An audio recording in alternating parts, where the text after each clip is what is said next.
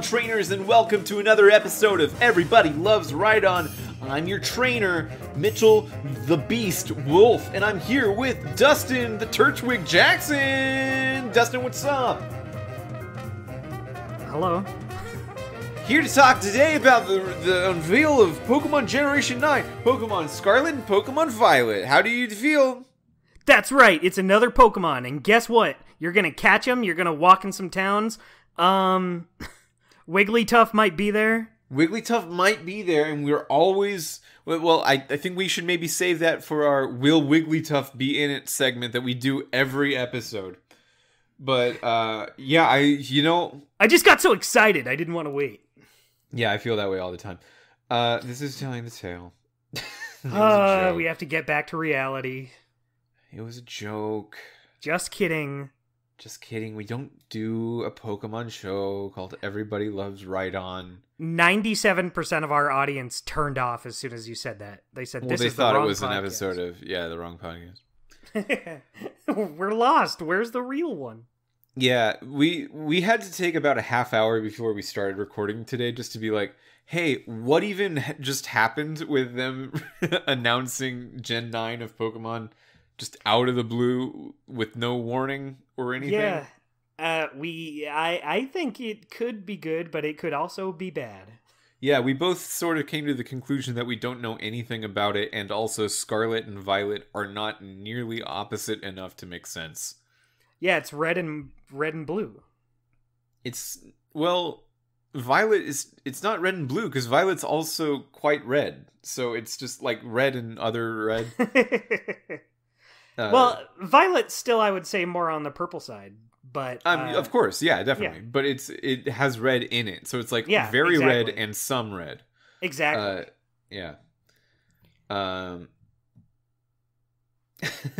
Okay, so I played the game that we're actually going to be talking about, which is The Walking Dead Season 1, Episode 4, Around Every Corner, released by Telltale Games, originally on October 9th, 2012, directed by Nick Herman, designed by Andrew Langley, and written by Gary Whitta. I played it a few days ago, which is more days ago between like the playing of it and the recording of the podcast about it than I normally do. So I'm a little less fresh than normal, but I am looking at my notes and they seem wild. And I've written things that I don't remember. I'm very excited to hear it. In the middle of the week when you finished the episode, you sent me a message saying you were like all up in arms. You were crazy after this episode. Yeah, remind me what I felt. Remind me of the emotions I had. Let me get it. I'm getting. While you're pulling that up, I just wanted to say, written by Gary Whitta. That's like a name. That's a guy from other things. That's a famous person. Yeah, it sounds familiar. I don't know exactly what he did, but I know I've heard that name. He was the original story treatment on Rogue One, the Star Wars movie. Oh, what a get for Telltale. Yeah, he's been on Was Rogue One before or after this? Well after this. Okay. Like at least 4 or 5 years after this. But he's been on a lot of shows and movies and other video games as a very well-known writer. He's got legions of fans and detractors of like people that like and don't like Gary Whitta for very nerdly kinds of reasons. It just struck me like, oh, whoa, Gary Whitta on a game that we're playing. Like everyone that we've talked about so far is very, they're very talented and they're very well known within this space of adventure games. Not very well known, not very big names in the mainstream, you would say. Yeah, like anything outside of this very like PC adventure game focused community. They're not known like elsewhere. They're known for this. Gary Whitta is known elsewhere, so that was a big revelation seeing that name pop up on the credits. So do you have what I sent you now? Yes. So you sent me. I just played episode 4. I regret my choices majorly for the first time. Also, the first time that the choice percentages at the end really freaked me out. Oh yeah. Okay. So I'll we haven't talked that much about the choice percentages in the last few episodes, but I've been taking pictures of each one. It just hasn't been that like interesting to me to go over the numbers. I think this time we will, because I took a picture of the numbers of all the 5 major choices that they keep track of. Yeah. And I'll share with you what I got and how stacked in one direction or the other there was. I'll say up front, this is the first time that there's been something like over 80% did one choice instead of the other, and I was in the minority. Wow, that's awesome. Yeah. First off, how do you feel about this episode? So this episode, in a general sense, yeah, I think is probably my least favorite of the season, but I do like it still. Like it's still a memorable. Very episode. Similar. Yeah, it feels the most adventure gamey of the episodes so far. Like there's lots of puzzles you have to do, like when you're in the sewer, when you're in the classroom, and I guess part of it's also it kind of feels like there's no one thing to theme this episode around. Like I think the big part of the episode is going to Crawford, but that doesn't happen until like the back half of the episode. For the first half, you're in this house. I guess the theme of this episode. And it feels like this is also going to be the theme of the next episode, so maybe it doesn't feel unique to someone who's played the next episode already. But for me, who hasn't, this is the Savannah episode. In the way that the last episode was the road trip episode, and the one before it was the motel dairy farm episode. Road trip! Yeah, well, no, it's not this one. Dustin, that was last week. That was last week. Dustin, come on, keep up. Yeah. This one is the Savannah episode. They actually got to where they wanted to go the whole time. Kenny's been talking about wanting to get a boat and then just sail away from the mainland where the walkers, I mean zombies. And I have a note about that, by the way. I do too. I probably have the exact same note. I think we might, yeah. He wanted to take a boat out, but like, of course they get to Savannah and any boats that were there have been either taken out by people who have the same idea or they've been scrapped for parts by the remaining people who were alive. And like, of course that was going to happen. I think the player, that way ahead of time. Yeah. Like, you've spent too many months away from these boats waiting for people to just like take them for you. Yeah, people aren't just going to leave boats. Urban environment. Yeah, Savannah's a big city. There's so many people that are going to want those boats that, like, you're months away from getting there, and you think you're going to get those boats first? No way. Get in line, buddy. But you also kind of get the idea that these characters have been keeping the idea that they can get one of these boats as sort of a form of knowingly false optimism. Like, they knew it. I think they know they're not going to find a boat there just as much as they're not going to find a boat there. Especially Kenny. It's like their last option. Especially Kenny. Like, everyone else is just kind of like, all right, Kenny, whatever you say, I guess maybe they will have boats. But Kenny's the one who's like, they're going to have fucking boats. They're going to have boats. I lost my family. They're going to have boats. They're going to have boats because they have to. Yeah. And of course they don't, because they have to, in the same way. My first note that I've written down on this piece of paper is, this time, we're the cookies. What does that mean? I don't know. This time, we're the cookies.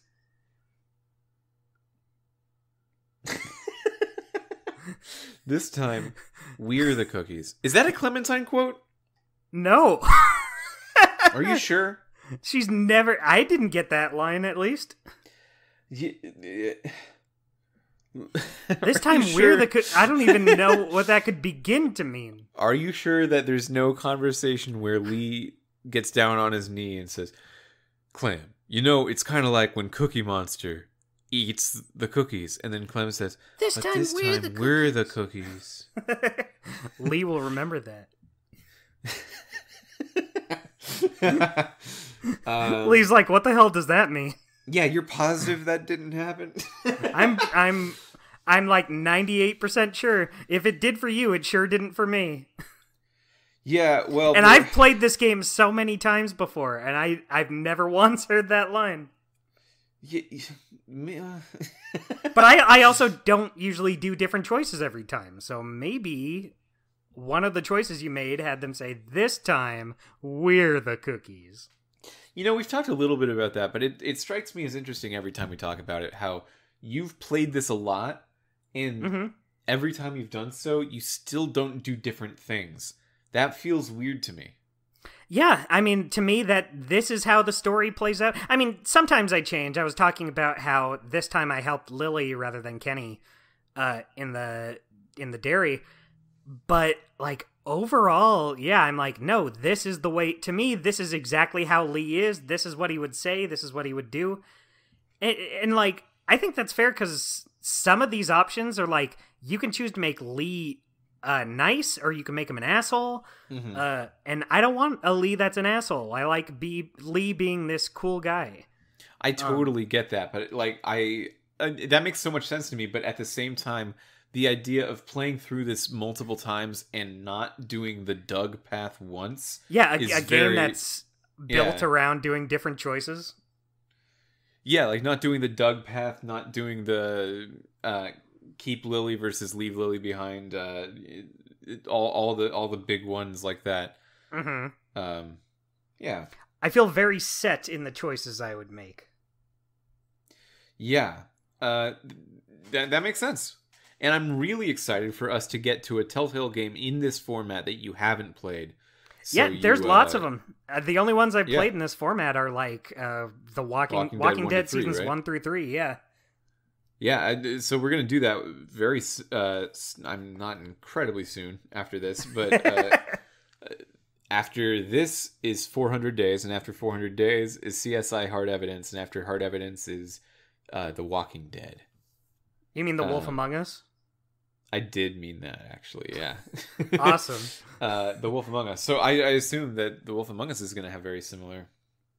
Yeah, because I did play a little bit of The Wolf Among Us. I don't want to say I'm like totally... I never played it before, because I did play a little bit of it, but then I guess I just stopped for some reason. I don't remember why. I guess I must have got busy or something. But yeah, like, I don't... It basically is exactly this, characters remember things you say, you make choices. This is just how Telltale is after this, and that's fine. I'm down for it. So... Right off the bat, you arrive in Savannah, and everyone's like, "Wow, what a Savannah up in here! What a town! What a town!" And there's a bell tower that rings and attracts all the zombies to them, and they see someone ring it manually, but they like don't know who it was or what that was about, and they freak out. Who's that mysterious shadowed creature? It turns out a person. But then they hide in this house, and in order to get into the house, they need to use the doggy door. In order to use the doggy door, they need to get a collar off a dead dog who's been buried underground in the backyard for a little while. And so you need to dig up this dog that has to get its collar. And everyone in your group, Lee and Kenny and Omar and Krista and Clementine and Ben... Need, not Omar. Sorry. Yeah. You were just two letters off. Really, three though. No, because it's OMID. Yeah, you're right. Two art off. Everyone's really grossed out by the dead dog, and that was a moment that seemed interesting to me. Yeah, they're surrounded by all these zombies. Walkers, all the shit they've seen. They're like, "Ew, a dead dog." Yeah, they're like, I'm going to try not to smell it. Like, you haven't been smelling the walkers this whole time? Yeah, I would think that would be worse. Maybe they're just used to it by now. You can't be. Because it's like, it's the same... It's a mammal decomposing. It's not... Yeah. It shouldn't really smell that different. That's true. Yeah, I guess I don't know. I just didn't understand that. I get that, dogs are cuter than people to people, so in general they're going to be more like their gut instinct effectiveness is going to be higher with a dog than a person, but their like long-term effectiveness is much higher with a person than a dog. Yeah. I get how that works, but still, it's strange that they made a point of highlighting that the kind smell. of thing. Yeah, I bring that up because there's sort of a lot of things in this episode where it's just like, it's a lot of little detours to just think about how people are feeling. I think that's kind of what this episode is mostly focused around. Interesting. In a thematic sort of way. I like that. That never occurred to me, but I can see it. Yeah, because like right after this, they get into the house using that, and then Kenny goes upstairs to the attic and he finds a zombie, like boy, in the attic, and he like died of dehydration and starved to death. So he like, even though he's a zombie, he can like barely move and stuff. Yeah, he's no threat. Yeah, and it looks a little bit like Duck, Kenny's son. So Kenny's very torn up about it. Mm-hmm. This is a choice moment. What did you do? I had Kenny shoot him. And the reason for that... Kenny shoot him. Okay, that's very interesting. That's not what I did at all. Yeah, so the reason I had Kenny shoot him is because I shot Duck for him. And, that was obviously, I can't make him kill his own son. But I felt like this was a way for Kenny to get, like, some sort of closure. Like, he's able to help this kid in a way where he couldn't help his own son. So I felt like it kind of helped Kenny out in this weird sort of way. So you view the idea of killing zombie Duck as helping Duck, and because Kenny didn't get that before, Kenny felt better about that after he did it. Is that that's what you're talking about? That's basically what I'm getting at. He couldn't do it with Duck, but you can help him do it now, and he can get some sort of closure from it. That's very interesting. I don't think it would have occurred to me. I mean, it didn't occur to me that killing Duck could be seen as helping Duck. So I was just thinking like, well, okay, well, if I want to help Kenny out, I should just not have him do this. Yeah. So, and I like that. I like that you can do either way. It just comes down to how it comes off to you. Well, it's three ways actually. Because you can have Kenny do it, you can do it, or you can leave it there. Oh my, I didn't know you could leave it there. That's one of the options, right? Like, hey, he's not doing anything, let's just leave him here. He's not hurting anybody. Which I also was a little, I wasn't actually tempted to it because I know like, oh no, this is a zombie, they have to die. My Clementine is in this house. You can't just leave one in the house. Mm-hmm. But there was some aspect of me that's like, well, if he can't move, this is kind of what we wanted. We didn't want to have to end Duck completely. But but this kid's still going like a little bit, still not alive. Well, it's not the kid anymore. It's just a mindless zombie creature. Sure, but the idea of like having to end something is I think what really broke Kenny. Yeah. So like letting them go. Anyway, this is one of the things that I was talking about where I was really in the minority because I looked at the percentages at the end, and this is the choice: the boy in the attic. Did you kill the boy in the attic?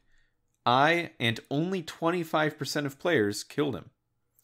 That's so interesting to me. I would have thought people would have just gone for it. Yeah, and I don't know if I don't know if this is measuring you or Kenny killing him versus letting it go. Wait a minute. Say the percentage again? You and only 25% of players killed the boy in the attic. Mitch, my results are different. I know. We've talked about this every time. But my percentage here is, it says you and 26% of players did not kill him. Oh, that's literally the opposite. Yeah, that's literally exactly the opposite. How can that be? How can I don't know. Well, what are these numbers from? Are they completely made up? I don't know. Like, is it because I'm playing on a different collection? I mean, you're I'm playing sure on it the is definitive. that. Yeah. I'm sure it is that, yeah. But or maybe it's somehow related to like what console you're playing on or something. But yeah, it shouldn't, even if it is different people, it shouldn't be like the complete opposite dimension of the choice. Yeah. I was a little confused when you were talking because I was like, that doesn't sound right to me. And yeah, that's because it's pretty close to the same percentage. It's like 26%, but it's the exact opposite. Yeah, I don't even know what to think now because man, this really sucks when like you can't trust it. You can't trust it. Even if they were wrong, if I could start talking of like, okay, well, you think most players just have the instinct to save anyone all the time, so like maybe that's the driving factor here. But now I don't even know that. Now I don't even know. So I don't even know. Well, that's so weird. I'm sorry. Now I'm sad and bummed. I'm sorry, Mitch. Maybe next choice. There's one that like swings way the other way. 82%. So we're gonna skip ahead, but we assume that you're ready for spoilers. At the very end of the episode, Lee gets bit by a zombie. Yeah. It's unavoidable. It happens too fast, and Lee just you know that's clearly the end. You can't get over that. Lee looks at the screen and he says, "Uh-oh.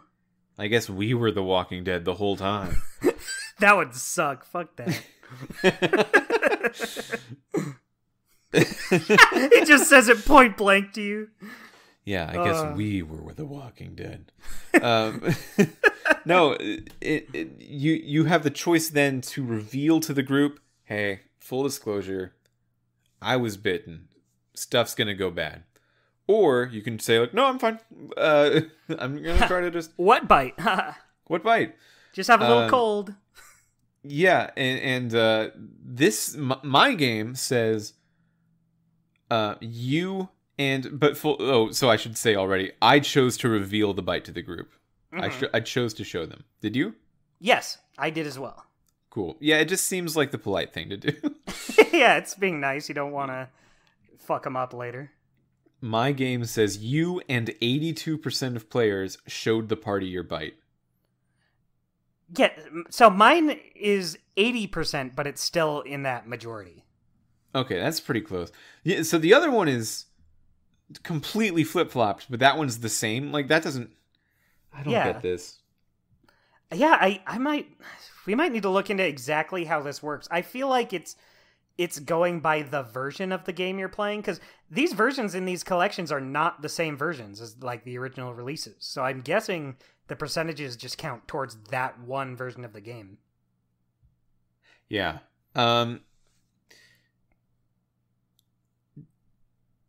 You did the 90-second synopsis last time. Yes, so it's your turn. Yeah, it's sort of in the middle of the episode when we're bringing this out. But yeah, I'm thinking I'll give myself 1 minute again. We'll go back to 1 minute. Awesome. I love it. Okay, and I'm going to start right now. Okay, so the gang arrives in Savannah, and they're immediately attacked by walkers on all sides because someone rang the bell tower. They find shelter in a house nearby. Later, they go down to the harbor looking for a boat, and by they I just mean Kenny and Lee, and they meet the person who's been ringing all the bell towers. It's Molly. She's sort of like a post-apocalyptic Mad Max sort of girl kind of person who can jump between wall jump between buildings and use a hook and stuff, and is supposed to be way cooler than everyone else in the game. Lee gets separated and has to find his way back to the group via the sewers under Savannah. Finds a bunch of zombies in the sewers, but also finds an entrance to an underground group of survivors who were kicked out of a place called Crawford. Crawford is a bunch of like racial superiority people like not actually racial, but in that way of trying to say like only the strongest should survive. If you're a kid, if you're too old, if you have any kind of disability, you're out because you will be a detriment against our fight against the walkers. So these Crawford people are terrible, and these people underground have been exiled from the Crawford group because they used to have cancer. You go back to the house. You find out that there was a boat at the house the whole time, and you just need a battery and some fuel. So you decide to steal it from Crawford. So you go to Crawford in this like Catholic school, but hey, it's been overrun with zombies. Everyone in Crawford turned into a zombie because someone died in the society. And, you know, if anyone dies, even if they're not bit, they turn into a walker. You go through, you get all this stuff, you find stuff out about characters, and then you go back, and then you, it's definitely been more than a minute.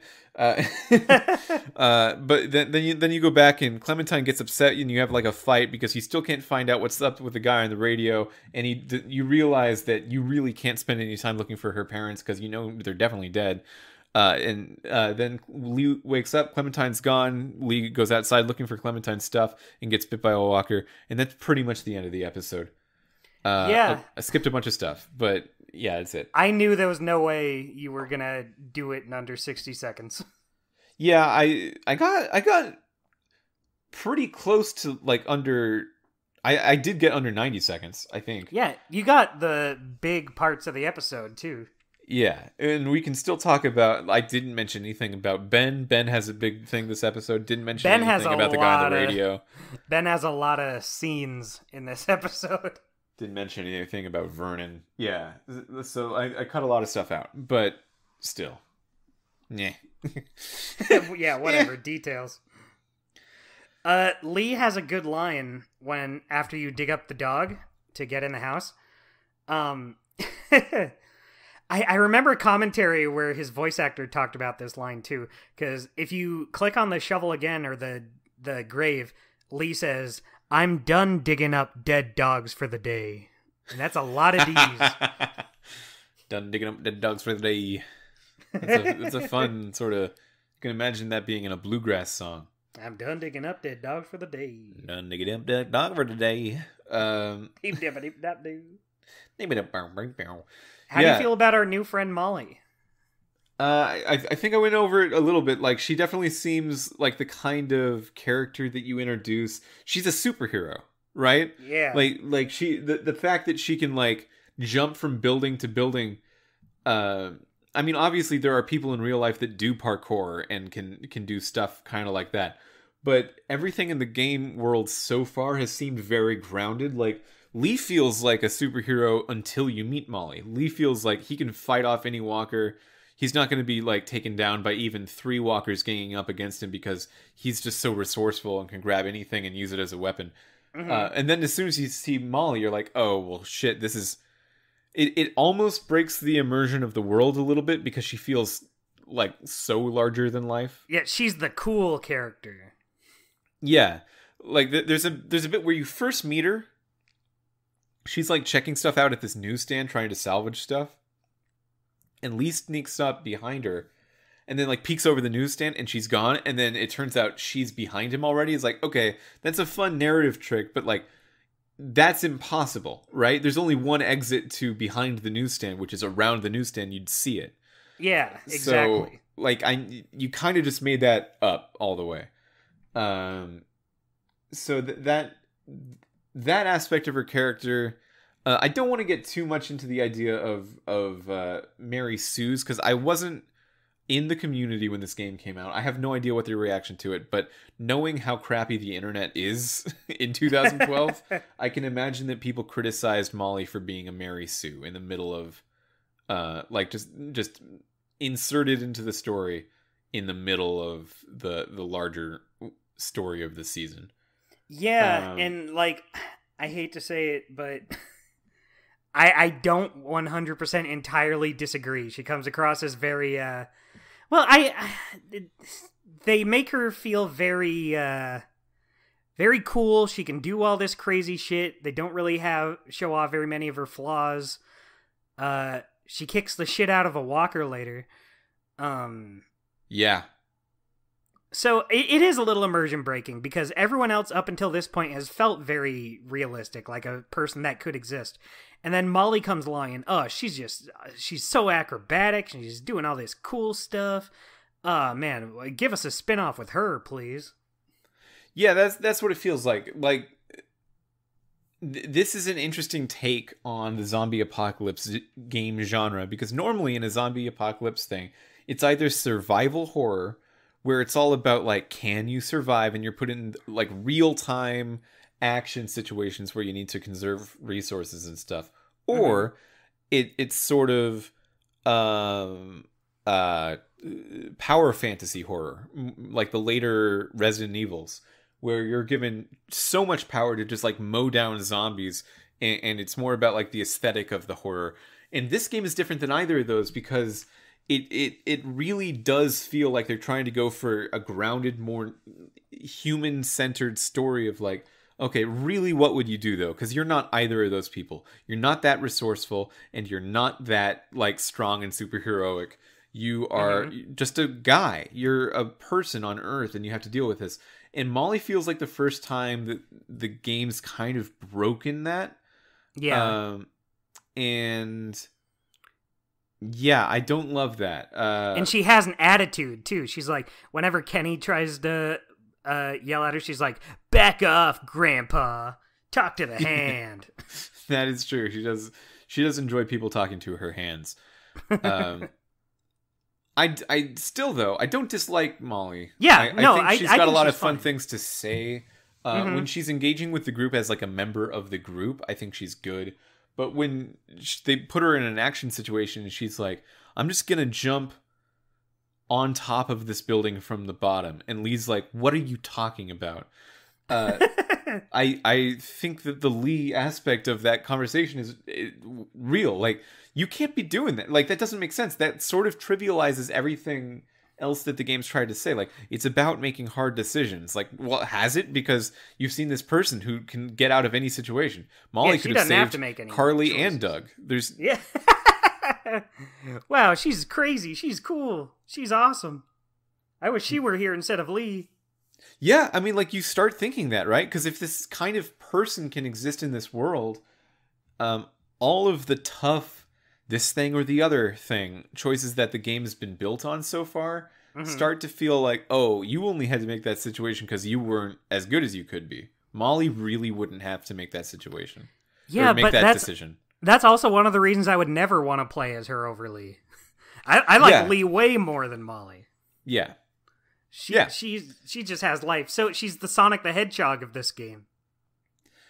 Yeah, and you kind of get the idea that, like, if Clementine grows up in this situation, and you've seen that a little bit more than me, but if Clementine grows up in this situation, maybe she becomes a Molly type over time. And, like, maybe, but at the same time, we've been given nothing to make us believe that until now. And the introduction of this one character just really changes everything for how the world of this game feels. And I think it's a negative change, but I'm not entirely sure. Yeah, I mean, personally, I think it's fine. It didn't, like... I don't think it had that big an effect for me, personally, but I do totally get where you're coming from, because you can just have action heroes in this game now. This game is a movie where people are the stars of this crazy zombie apocalypse movie. I kind of got that with Chuck early on, too, because Chuck has this action scene where he's, like, fighting the walkers off, because Ben left Clementine in the middle of a bunch of walkers. Ben does a lot of not great things in this episode, but then Chuck just comes in, he's like, I can fight off all these walkers. And, you know, we find out it didn't really work out later, but at the time, it's like, oh, no, this is the cool action scene. Yeah, and when Chuck does it, though, it still feels like he's sacrificing a lot of safety in order to do it. This feels like an exchange for Chuck. Yeah, exactly. He's spending safety in order to increase effectiveness for a small amount of time. And that feels realistic. That feels like, if I were to enter a bar fight, I would A, lose the fight, but B, I would, because I have the option of, like, I'm going to start this fight, I have element of surprise, and I have element of being able to plan it in my favor, and then I will still get knocked out. But I'd probably be able to spend more rounds in it than if I wasn't the person that started the fight. That makes sense to me. And then with Molly, it's just like, I will get you out of a situation. No questions asked. I will save you. It's fine. But you better be on her good side, because she's too cool to help people she thinks are lame. That is true, and that is very strange. But that's true. Do you want to talk about Crawford, the idea of Crawford? Yes, let's talk about Crawford. Okay, you do it. Oh, okay. You want to talk about this? You wanted yeah, to. You do it.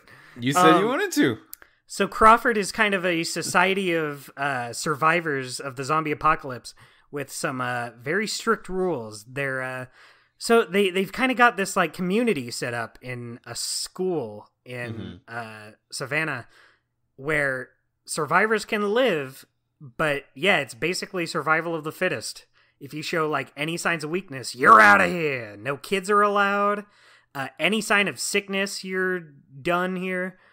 If you steal anything, you're done. So they're pretty strict. And they're kind of made out to be this horrible place. You're like, oh my God, Jesus, who would throw out kids and sick and elderly and such? And they're right, but when you get there, it turns out, I guess things didn't really work out so good. Yeah. This is a very interesting thing. We've seen bandits already, and we've seen people like the dairy farmers, where they've set up their own community that is much more permanent feeling, much more like a fixture of the land than your group, which seems much more nomadic and scrappy. Yeah. But this is the first time we've seen a faction in the world of The Walking Dead that did, for a time, completely solve the crisis for themselves. They had a barricade that was full and worked. They had everyone inside was alive, so that was just fine. And you find out that the only reason that it ever went bad is because they had this rule that if you're pregnant, you have to abort the baby. Because babies need to be taken care of. They can't fend for themselves. And that is not what they're looking for in this That's community. not what Crawford's all about. And that seems like not a good long-term solution, because you kind of gotta have more people. Sure, but I think that they're anticipating that their society is going to do well enough on their own until there's somehow a cure. Yeah. Which I think from the outside playing this game, the player, the audience, there's not going to be a cure. Like you're not going to fix the problem. But you do have this idea of like, well, certain solutions can work for certain amounts of time. And this is what they had going on. You can't have a baby because babies need to be taken care of. So if you have a baby, they're going to abort the baby, and they're going to do it in a way that like messes with the brain, which is specifically so the baby doesn't come back after you kill it. Yeah, a lot of things to think about there, just in a philosophical sort of way. Yeah. But there was this mother who was being forced to have an abortion she did not want to have, which is like a really dark turn for the series so far. I mean, there's been tons of death and a lot of other stuff that has been pretty dark already, but this feels like a new low in that way. And the mother, in order to try to get out of it, kills the doctor. That was going to do it. And in killing the doctor, she caused the first walker to exist within Crawford, and I guess just everyone died after that. Man, they really went crazy. Imagine if they just shot him in the head and they ended it right there. They could have probably been fine. Yeah, so if that mother, instead of she like stabs him with a scalpel into his side, and I guess he bleeds out. Mm-hmm. If she aimed it for like the head and like made it an effort to like, I don't think she really could have done anything that breaks the head from like her position with a scalpel, right? But if she somehow did, it would have been not fine, because she just very much murdered someone. Like, because I think she was trying to stab him in a way that was non-lethal. I don't think she was trying to kill him. She just wanted to get away. And it ended up being a lethal abdomen stab. Yeah, one of those. Yeah. You know how those go. Those are my least favorite abdomen stabbings. They're probably in my bottom 5. But we find out this story from cassette tapes that we find, videotapes that we find in both in this room and in a locker. We also find out Molly's whole deal with Crawford, which is she was having sex with the doctor in exchange for medicine for her sick sister. Yeah. And because her sister has diabetes, and you get the sense that, like, she had diabetes but was, like, fine mostly. It's just one thing that she needed to take care of more than often, and Crawford didn't accept that. They were like, no. So they took away her medicine. I guess she died, the sister. Yeah. It's interesting, because I think what the game is trying to make a point with is, if you get to this level of exclusionity, absolutely not a word. Exclusiveness. There we go. Yeah, Jesus, that was a new low for me. But if you get to this level of exclusivity in your survival camps, you are forcing other people to die, and when you do that, you invite it back onto yourself. I guess that's like the moral of the story the game's trying to tell. But at the same time, it makes you wonder, like, if Crawford just wasn't trying to do that kind of stuff, what wasn't so exclusive, wasn't so ableist, wasn't so ageist, would it have worked? Maybe. Would the idea of that kind of society have worked? It's possible. I mean, it seemed like everything else was fine. Before everyone died. They were fine, but then all of a sudden, their barricades keeping everything out also kept everything in when there was a problem inside, and it all went bad really fast. Yeah, it's so weird, because it really feels like something where it's like, oh, geez, a walker's in here, quick, shoot it, and it's taken. Now there's no more walkers inside to make others. But it must have really gotten out of hand. Yeah, I guess, like, you roll the dice with that kind of thing. Like, is the first walker that shows up when someone dies going to encounter a gunman or a school kid? And I guess that's sort of their point. They want everyone in the society to be gunmen and to be fighters and to be on top of their game. Which is why they don't want school kids or the elderly or the disabled, because they would lose a fight to a walker more easily, in theory. Right. I thought it was more because they're a drain on resources. That's definitely also a thing. Yeah, because, like, if you're sick, you're going to need medicine. But then it's also like, well, what else is the medicine going to be used for if it's not for the sick? But I guess it's like chronic sickness, people who need this medicine, like, a lot. And yeah, children, more mouths to feed. There are these little graffiti tags all over Savannah that you don't find out what they mean until later. They look like an upside down letter A with numbers in and letters filling in the dots, and you find out that those are Crawford agents going out looking all over the city, and when they find new people, they write that on the walls to indicate what they found. So there's one number on the thing that is the number of ineligible people. There's initials of the person that was looking around. There's the number of walkers they found. There's the number of eligible people, and you sign it with the number of days that it's been since the outbreak. And if you go back and through the episode and look at those tags with the understanding of what they mean, they are horrifying. Yeah, they're not great. Because you find out when you see there's a piece of paper on one of the school desks in the main Crawford building. Yeah. that your team is in. So, yeah. Yeah, because it'll be like 30 days after the outbreak, this person was looking around and they found 1 eligible person and 5 ineligible people.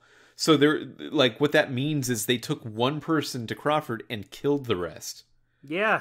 And that's so wild that the 1 person whose family was just killed is like, yeah, I will live with them though.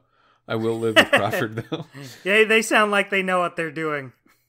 That's obviously what they're kind of trying to get at. It's not like a funny thing. They're trying to just like say, hey, they made a hard choice. But it is wild how many of these you see in this episode throughout Savannah. Yeah. And what that means. But yeah. What else do you want to talk about Crawford? Crawford just seems like, it seems a little wasted to me that when Lee and the gang show up looking for the fuel and the batteries and stuff, it's already wiped out. It's already gone. Yeah, I mean, so they don't get to talk to anyone about Crawford. They don't get to like argue about the philosophy of what they're doing, and you think that that's kind of where the episode's gonna go. But no, it's just like running away from more zombies. I do kind of like that, though. It is kind of like, look, these people thought they had a good thing going. It turns out they didn't. They lost. They're no longer here. It all went to shit. So I kind of like what they did with it. It's like, oh, you think this is gonna be this this dangerous place you don't want to be in, and it is dangerous, but not in the way you think it is. Yeah. But yeah. I get what you mean, too, because that would have kind of given it its own reason to be dangerous, but instead it's just more Walker stuff. It's also unlike anything else we've seen in the game so far, like a new kind of person, and then you don't get to meet that kind of person. It just feels a little wasted. I get that. I totally get that. Let's talk about Ben. I think we got to talk about Ben. This is the Ben episode. So Ben has been in the periphery as clearly the least important person in the group since he arrived. And still is. But that doesn't change. Yeah, but there's other stuff going on now. So last episode we talked about the fact that Ben, it turned out that it was in fact Ben that had been supplying the bandits with medicine and stuff, and when they stopped doing it, it turned out that the bandits were going to attack, and in that attack, Duck got bitten, which caused the later death of both Duck and his mother, Katya. Yeah. And I was talking to you in last episode, and I said, it would be wild if they tried to make Kenny actually very angry at Ben for this, because it's such a Rube Goldberg thing of like, Ben couldn't have possibly known what that would have done at the time that he did it. It's not just because he's a naive kid. It's because you can't know that. Like it's because that's so far outside of. Yeah. And then you were like, I don't know. And at that moment, I realized, oh, Kenny is actually going to be upset about this. But I don't think I'll like it unless it's about something else.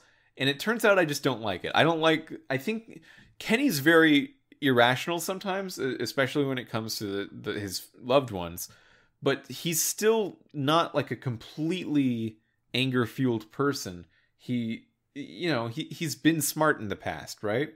Mm-hmm. And the fact that he immediately cares this much when they're also already dealing with other stuff about what Ben did, that just doesn't seem right to me. That seems like a misuse of Kenny's character.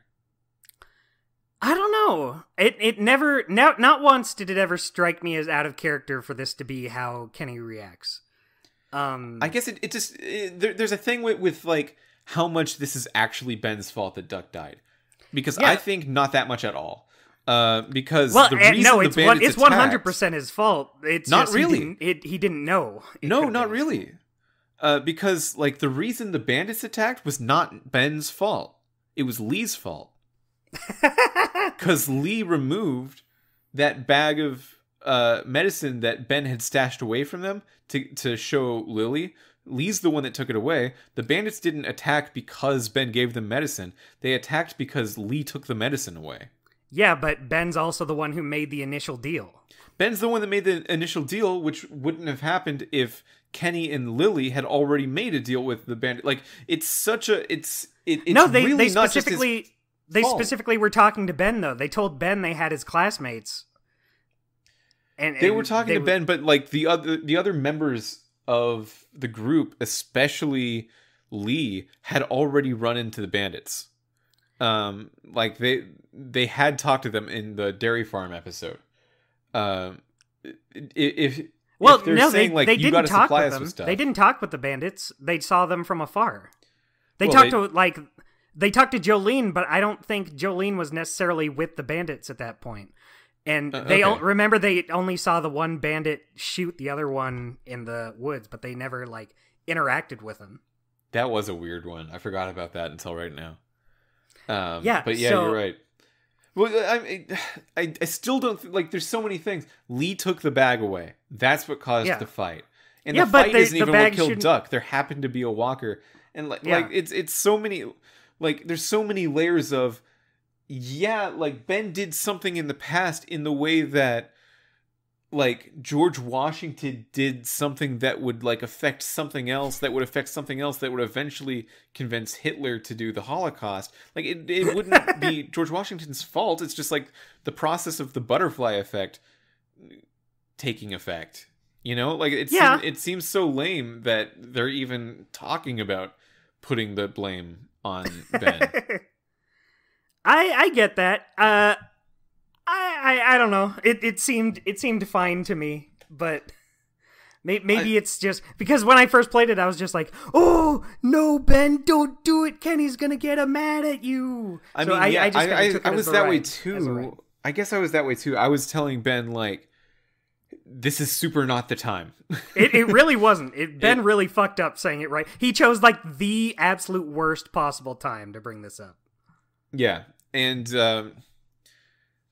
but also I feel like it's not that.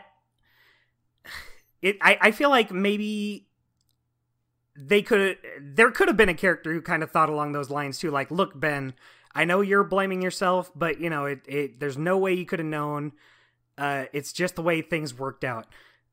But with this group of people, I guess Ben just felt really bad about it, and then Kenny.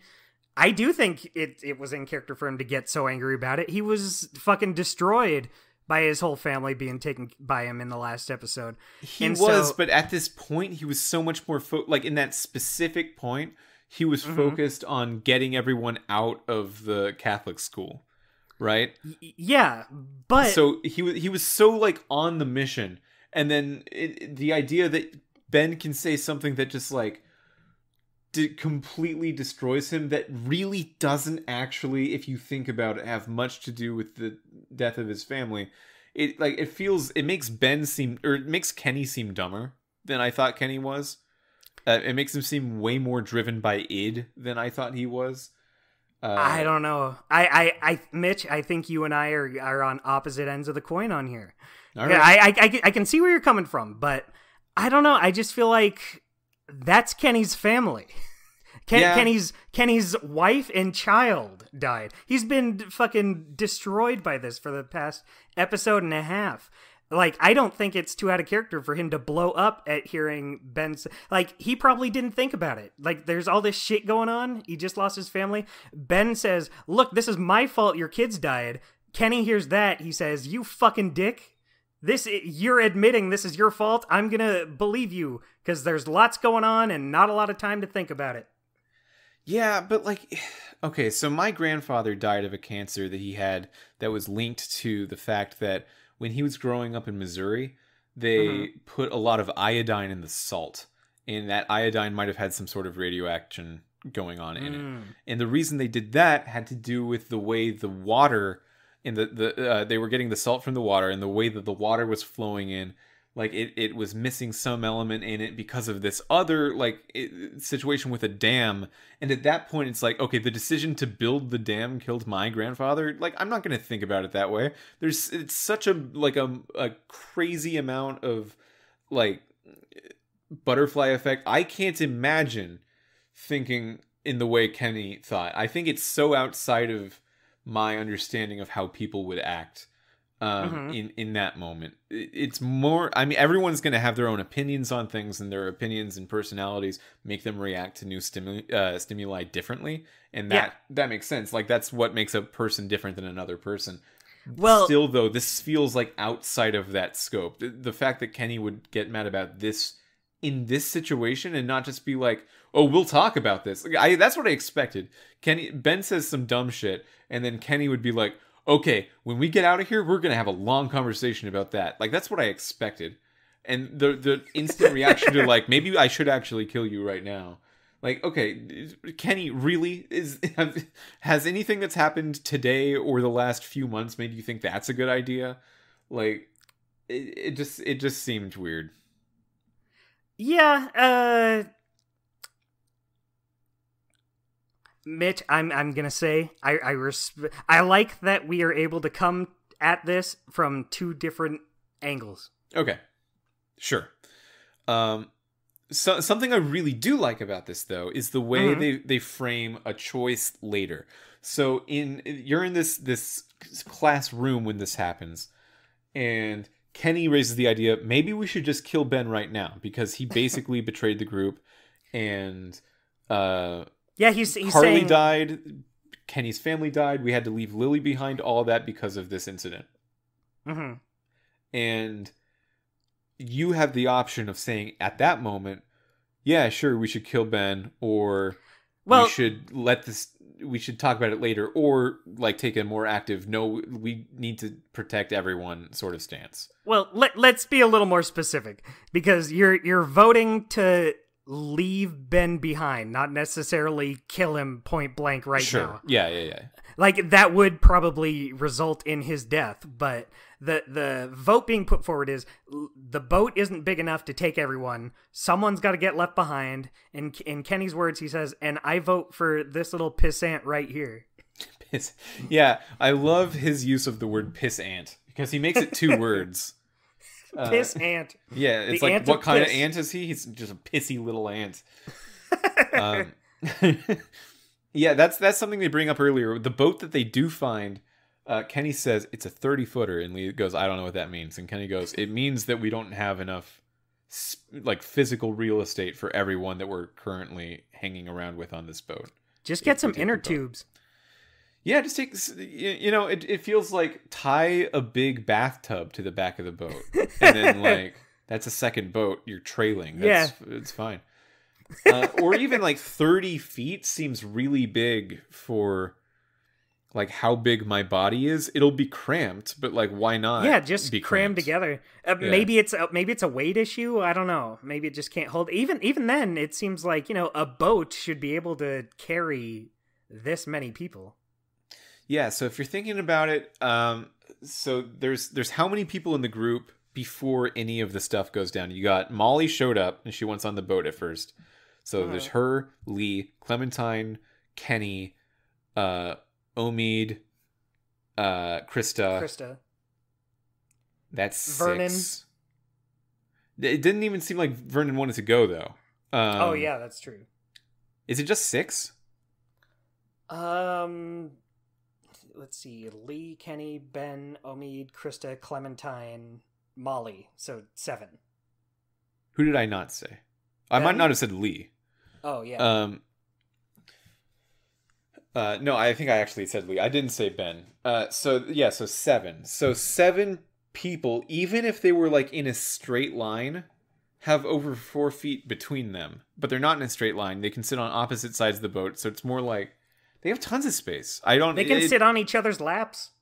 Yeah, like Clementine can be in a box. It doesn't it doesn't matter. Like, it's hide her under one of the seats. Yeah. Have one of them jet ski off the back. Doing tricks on the waves. Yeah, just doing flips and stunts. Woo! That's probably Krista's vibe. Yeah. Krista always did strike me as a water ski person. I mean, I guess the idea is they're not just sitting on the boat going somewhere. They're trying to live on the boat. And I guess, yeah, you can't really do that. Yeah, I guess that's a thing too. It's like, look, Kenny, we get this boat, we go across the water, then what? We're back to what makes what's across the water any different from being here in Savannah? Yeah, maybe they just don't know if it's on other continents yet. Mm-hmm. So maybe they'll try going to Europe or Africa and seeing like how it's over there. That'd be fun. Yeah, I assume they're not doing that. But yeah. So it comes down to like you need to make a decision in the classroom whether you want to keep Ben or not keep Ben. But really, that doesn't matter. That's a foreshadowing choice of like, okay, get in the headspace of thinking about it. And I said in that choice, Kenny, let's be reasonable because I think his whole thing is unreasonable. Of course, we should bring Ben with us. We're not going to leave him here. And for that reason, at that point, we're like, okay, yeah, you can come. And then Kenny gets in the emotion of we're going to have a long talk about that, which I think it eventually ended up where I thought it should be with we're going to have a long talk about that. Mm-hmm. I think personally, I think it's fair. He hears it, then of course he's going to freak out, and then after this talk, he kind of gets his head a little back in the game. Yeah. But then you do like a bell tower thing. You go from the classroom. The classroom has a door that enters right into a bell tower for game design reasons. You know how when you went to school, there were always like there's an entrance to a classroom and then a back door that goes to a bell tower. We got to go to bell class again. I keep forgetting if I'm supposed to ring or not, and I need. That's why I go to the class. I hope this isn't on the final. This is hard. Do you ring? Damn it! I don't know. Better luck next year. I was paying attention to the front door that lets me leave, not the back door with a bell in it. But Bree, one of the survivors, ends up becoming zombie Chow. She dies. She dies in a hilarious way. It's a very over the top. Yeah, and she's so mean, and throughout the whole episode that I didn't feel that bad. Yeah, I think they kind of did that on purpose. So Bree and Vernon are the two people from that like survivors of Crawford cancer group that go with you to steal stuff from Crawford. And Vernon seems like their leader, kind of.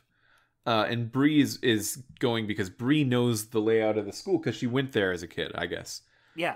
So when they're talking about Ben and people in the group are voting whether or not to leave Ben behind, Bree says some shit like, "Don't we get a vote too?"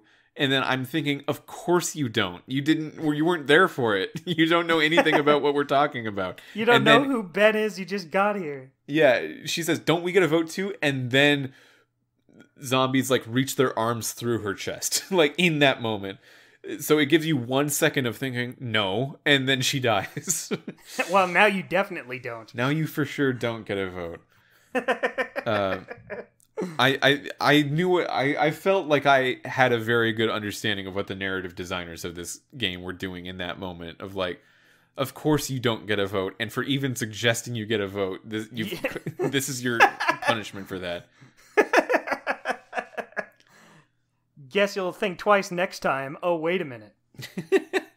So the bell tower thing, there's an action sequence, and this is where like a lot of the game's pent up desire to be an action game comes out. Mm-hmm. There's a good amount of like little saving Clementine from zombie moments, and then at the top of the bell tower, everyone gets out except it's you and Ben, the last people there. And Ben is like hanging from Lee's arm. He's about to fall all the way down the bell tower, and there's zombies coming up on him, and you get the sense that Lee's having a really hard time pulling Ben up. And Ben says, "Lee, you and I both know you gotta let me go." And then Lee looks behind him, and there's this shot with Kenny looking in through the window, and Kenny's like, "Yeah, leave him behind." He's like, "Come on, come on, it'd be fun." You know you wanna. And you have this choice of like trying to pull Ben back up, where you might, risk danger, or dropping him right there. And it's interesting because this is the same question that you were asked in the classroom, but all of a sudden it feels very different. Yeah, it's the exact same question. This is actual, you need to decide whether Ben lives or dies right this second. Yeah, and it's for the same reasons as you were thinking about it in the classroom, and it's for the same everything else that you were thinking about it in the classroom. But now it's in the headspace of, okay, you're doing it, what are you going to do?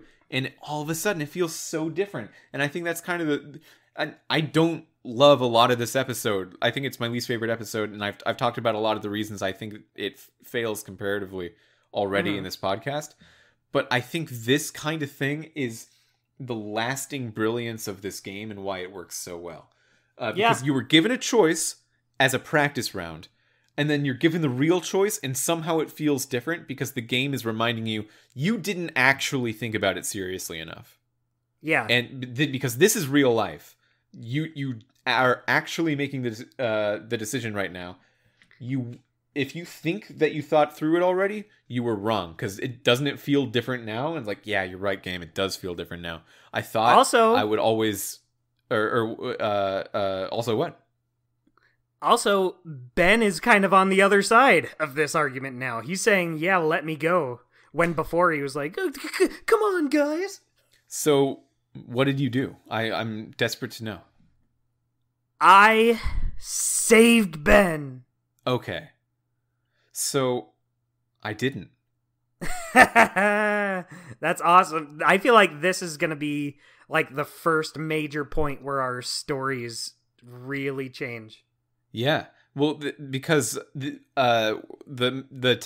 text I sent you saying this is the first time I've really regretted one of my choices. This is it. You regretted not saving Ben? Yeah, I regretted not saving Ben because later, if you don't save Ben... By the way, do you save Ben every time? Is this like a normal thing, or have you not saved Ben in a past playthrough? I always save Ben, because Clementine wants you to save Ben. I'm like, well, I don't want to piss off Clementine. Kenny's already pissed off. Right. Like, what am I going to do? Make him dislike me more? There's a moment after... Well, I'll talk about why I made the decision, but there's a moment after it, near the end of the episode, where Clementine asks Lee, why couldn't you save Ben? And Lee goes, what Ben did was really brave. Or this is an option. This is the option I chose. Lee can say, what Ben did was really brave. He knew that not everyone could get out, and he sacrificed himself in order for us to be way more likely to escape. And Clementine is sort of like reassured by that answer. She says, oh, that's a good person thing to do. That's what you do when, you're saving the people you love and care about. Mm-hmm. And Lee goes, yeah. But in that moment, I realized, like, oh, that's actually not it. That's super, like, if Clementine was hanging, I'd pull her up every time. And I realized I had, for some reason, devalued Ben. And it's so weird that we're on opposite sides of this, because you were the one earlier in this podcast arguing, no, what Ben did was actually a thing that should make Kenny upset. And I was saying, no, it doesn't make sense for what Ben did to make anyone upset. But now I've found myself on the situation of like, did you save Ben? Like, I didn't. And I guess I didn't because I just didn't value him highly enough. And I didn't value him highly enough. I don't know why. I don't think it really had anything to do with the bandit thing, but there were people talking to you about it afterward of like, would you ever do that for Clementine? And it's like, of course I'd save Clementine every time. Would you do it for Kenny? I'd save Kenny probably every time. Every time. Most of the people in the party, I feel like Omid at this point, maybe not, because Omid has just like... Omid is the game's preferred, like, punching bag at this point. I love Omid. I love Omid too, but like I get why they're gonna do something bad to Omid. You have a feeling deep down in your gut that Omid's not gonna survive this season? Yeah. You got an X on your back, buddy. It does seem like the world is throwing rocks at him all the time. Just straight. He's like, "Ow, hey, stop, world, stop, cut it out." I guess I really was the Walking Dead the whole time. Oh, you make it work when you say that. But yeah, that's very interesting. Yeah. We're going to have a lot to talk about next episode. Yeah, it got me because, like, my rationale in the moment of do I save Ben or not was Ben is literally giving me an out here by saying you should drop me. He's giving you permission. He's giving you permission, like, clear, like, you and I both know if you don't drop me, you could get attacked by these zombies and you wouldn't really have much to do because you can't pull me up fast enough. And then we'd both die. And in the moment, I kind of felt like, yeah, that sounds correct. Yep, see it. I believe you. And, you know, thank you for being the person. If you didn't say that, I don't think I'd drop you. But because you said that and you've, like, introduced the idea that you're sort of okay with this, I'm going to take the opportunity. But I don't think I should have done that. I feel terrible for it. Well, Mitch, that's good. That's good that this game got such a strong reaction out of you. Yeah. Sometimes you regret the choices you make. I do. And for that reason, I wanted to say I'm sorry, Dustin. I regret using all of your toothpaste the last time I slept over. Oh, that's fine. I will remember that, though. Yeah, it's high calorie, so I wanted food. So I ate all your toothpaste. I figured you wouldn't miss it.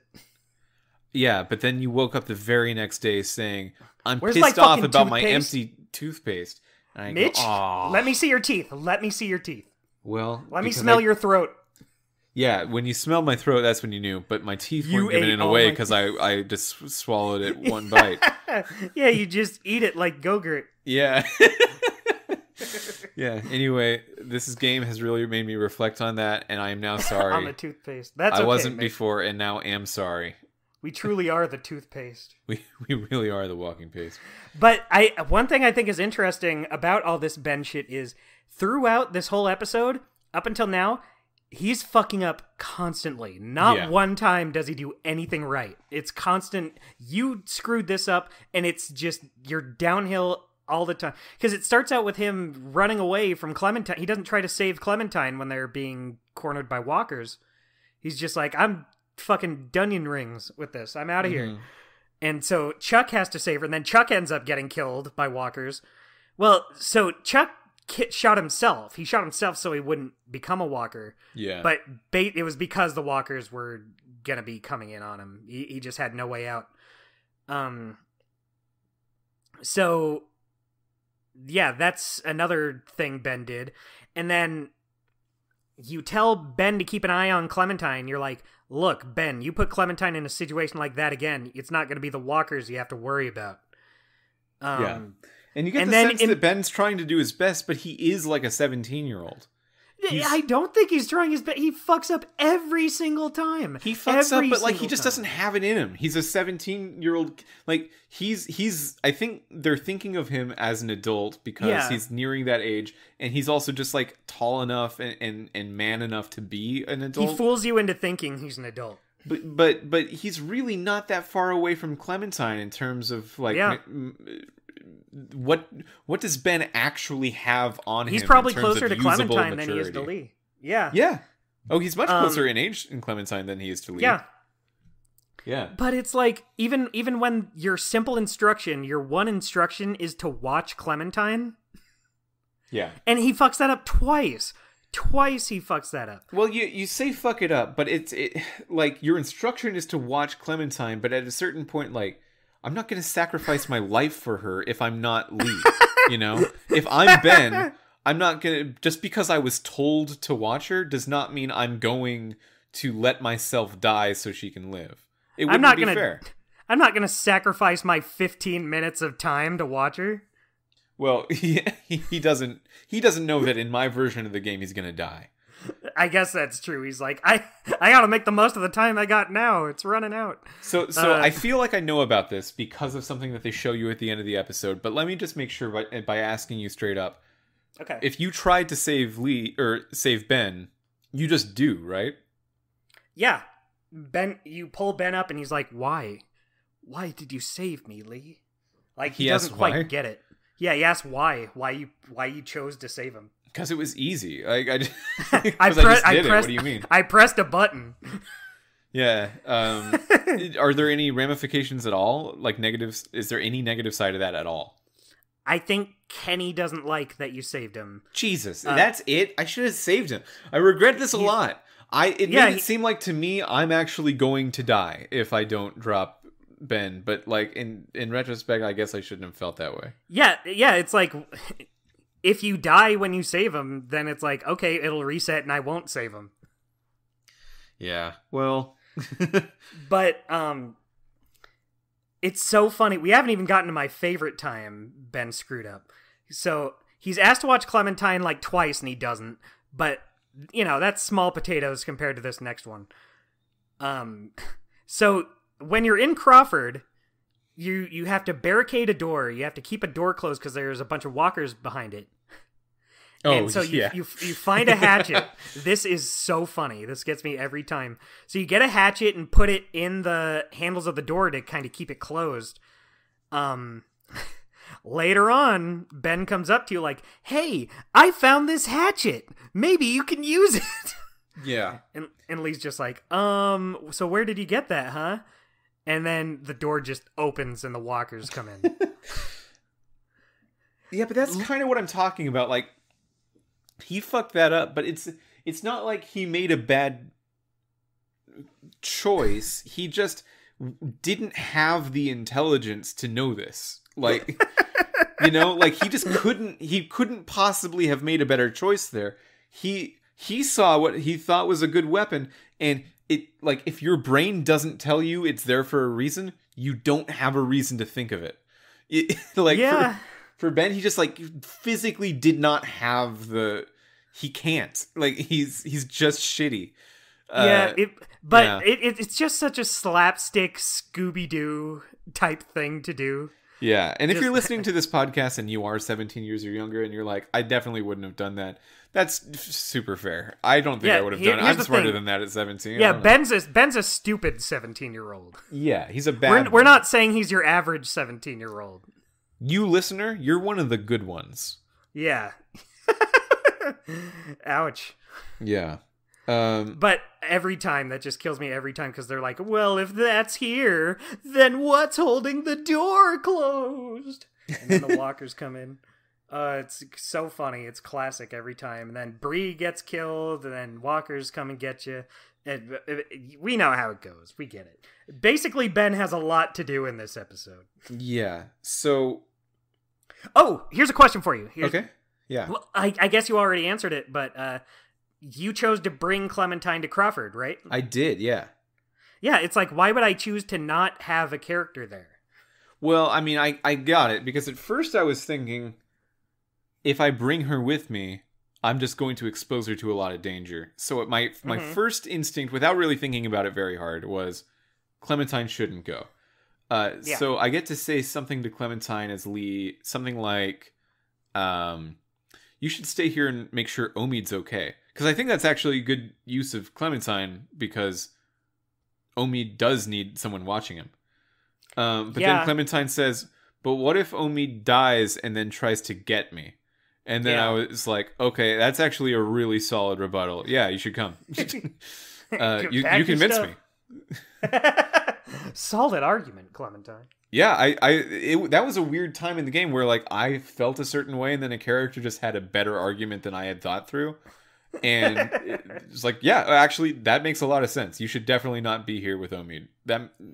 I changed my mind because of something you supplied. Normally, the game just sort of wants to run with, okay, what is the choice? How do you feel? And then every character is going to kind of reflect or challenge how you feel. But with this one, it was like just genuinely more information. Like, oh yeah, you're right. I will bring you. Did you not bring her? Oh no, I bring her every time. Why would I choose to not have Clementine as part of the story? But you also find out, okay, it really... I would have felt bad if I didn't bring her because Crawford's been wiped out. There's no reason to not... Well, I guess there's still walkers, but there's going to be walkers. There's going to be walkers reason to not bring her. Well, there's going to be walkers either way. What if walkers get in the house? I mean, I guess the house is more fortified. If you lock the doors, Clementine can be quiet and just be like, "No people in here." I mean, I specifically brought her to put her in the way of fewer zombies. And I made the wrong call in that way. You don't know, maybe walkers really snuck in while you guys were out and took some of the dog food. Yeah, but I guess the fact that it doesn't matter if you bring Clementine or not, in terms of what you do while you're there at the school, kind of emphasizes the fact that, like, yeah, she's ready to do some stuff, but not... She's really not on an adult level right now. She does do something at the school, though. She finally pulls the trigger. Well, I don't know if this is how it played out for you, but when Molly gets attacked by a walker near the end, I tried shooting the walker, but the reticle was moving around too much. Yeah. And then you see the walker's head explode, and she's like, "Thanks, Lee." And he's like, "I didn't do it." And then you see Clementine standing there with the gun. Yeah, so what happens if Clementine's not there? I don't know. I don't know if this is right, but this sounds familiar to me. I think you do end up saving Molly, but she like runs off. She's like out of there when she gets attacked there. Huh. She doesn't come back to the house with you. Interesting. Which doesn't really matter since she takes off anyway, but it's still... Yeah, she really didn't even need to come to the house. She was just saying bye. Yeah, honestly, I feel like there's some choices in this season where I'm like, I don't want to make this choice, but the reason I don't want to make this choice is because I, as the player, know that the scene you get is more satisfying if you do it this way. Yeah, like generally, unless it's a moral choice, you're kind of just trying to make the choices that make the most characters stick around. Yeah. Speaking of which... That's kind of what the end of this episode is about. And the only thing we need to talk about there that we haven't really gotten into yet is Vernon. So Vernon is the doctor that was part of Crawford. Not the doctor that died and was a bad abortion guy. This is a doctor who got kicked out of Crawford for having cancer. Right. And he's been trying to treat the other people in secret and avoiding the people from Crawford because the Crawford would probably kill him just because of the cancer thing. Yeah. So he has been around the whole time and he wants to help out your group for sure. He's a nice enough guy. But like the day after the Crawford infiltration, they come back. Vernon's at the house and he says to Lee, "Look, Lee, no offense to you, but like Clementine really doesn't need to go on this level of high-octane adventures with you and risk her life all the time. You should just let me have her." And he joins the list of people who want Clementine for some reason. I don't get it. I don't get why she's so in high demand. I think they just want to save her from all this shit going on. They see this little girl and they're like, she probably shouldn't be in this group of people who don't get along and everything's going wrong. At least for Vernon. But these other two people, the person on the walkie-talkie just wants her, and then Jolene just wanted her. So the day after that, you wake up and you realize that Clementine's not there, nor is Vernon. You intuit that Vernon just kidnapped her and took her somewhere. So your instinct is to go to that underground place where you first found Vernon and the other cancer survivors. But before you do that, you get bitten. That's when you get bitten. And then you have to talk to the group and convince different people to go. Based on whoever is still alive. So who was your final group? So it really can be any out of Kenny, Krista, Omid, Ben. I guess those four, right? Combinations of those four. Yeah. And it can be any of them on or off. I really need to like find a video of something of someone who the only person they bring is Ben. How do you even come to that? Yeah. Like you're basically choosing who your party should be for the final episode. So my Ben was dead. So Ben was not an option for me. But the way I talked to these people at the end, I don't even really know how I succeeded in getting them to come with me or not. But I ended up getting all of them that were still alive. So I'm bringing Kenny and Krista and Omid and myself. Right. My group is similar in that I had Kenny, Omid, Krista, and myself. And Ben.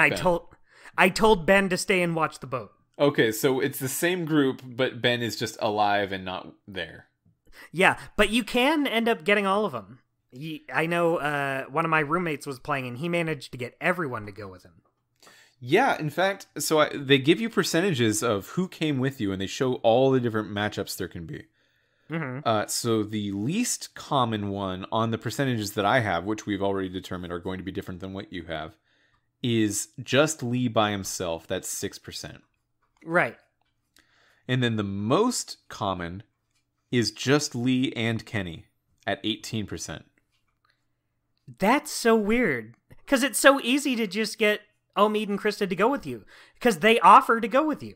You have to like specifically tell them, no, you should not go with me. Well, do you think that has to do with telling them that you have the bite? Maybe. That's totally possible. Yeah, so like if you're honest about the bite, that gets Omid and Krista on your team.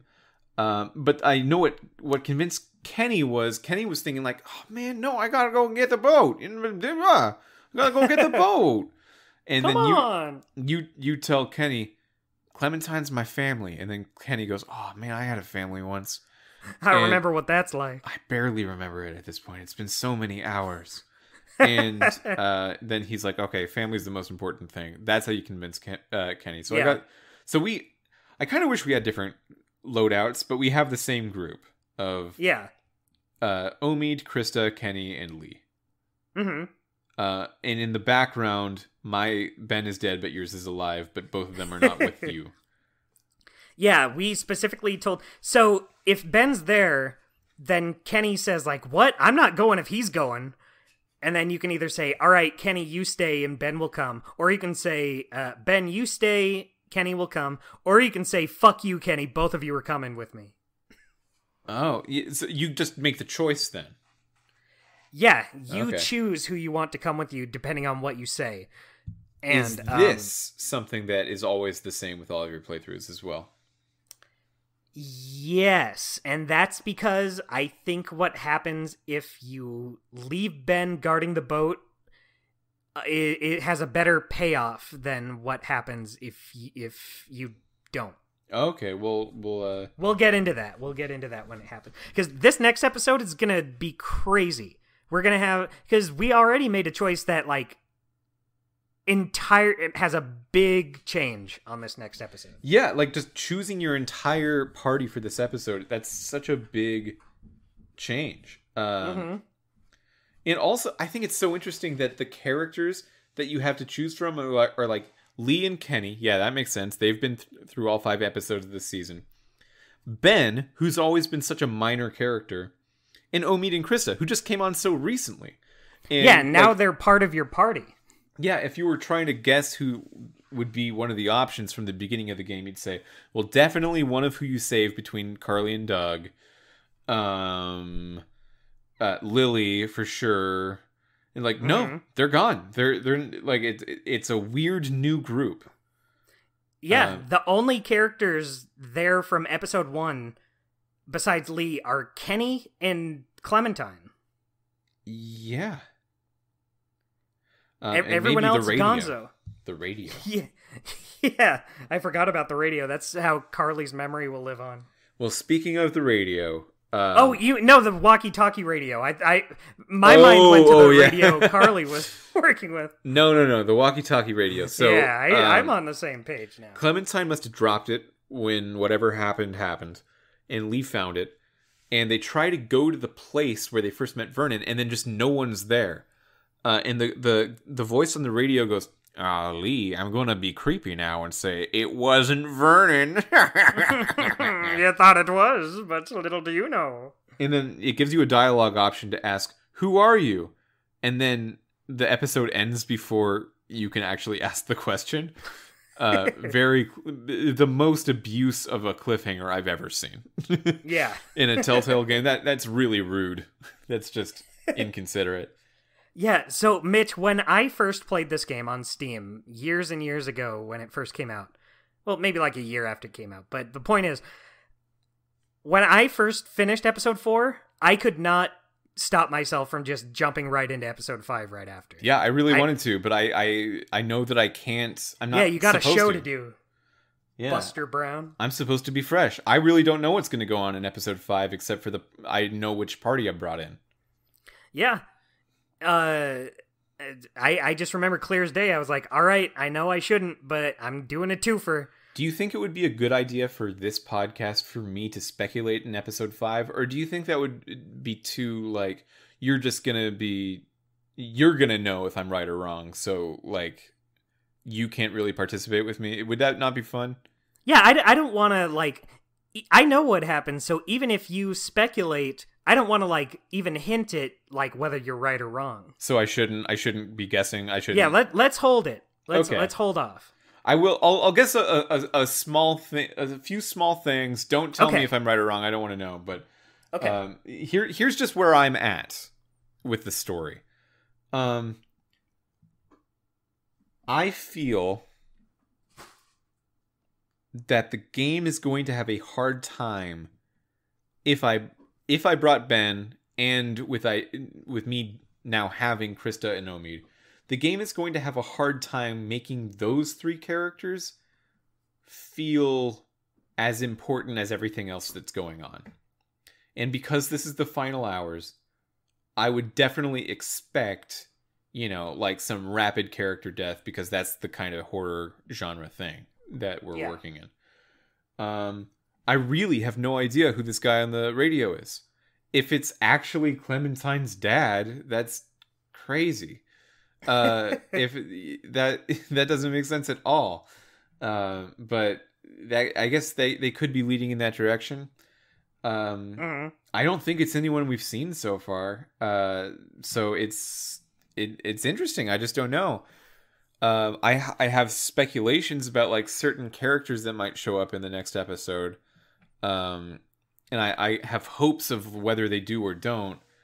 But yeah, I really don't know where we're going. I do suspect, and this is the one like big prediction I'll make. We're going to stay entirely within Savannah still for the entire next episode.